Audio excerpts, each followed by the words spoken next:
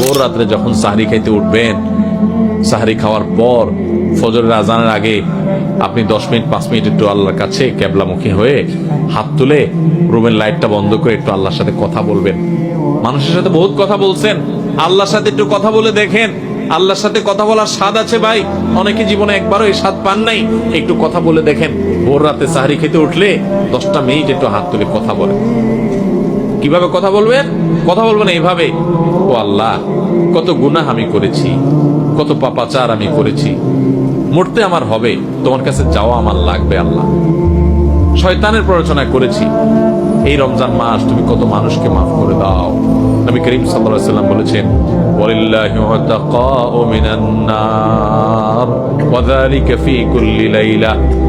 রমজানের প্রত্যেক রাতে আল্লাহ তাআলা অনেক মানুষকে সাধারণ ক্ষমা ঘোষণা করে দেন, যে যাও অমুক অমুক অমুক অমুক, যাও তোমাদেরকে মাফ করে দেওয়া হলো, জাহান্নাম থেকে মুক্ত ঘোষণা করে দেওয়া হলো। আল্লাহ কত মানুষকে আপনি সাধারণ ক্ষমা করে দিবেন।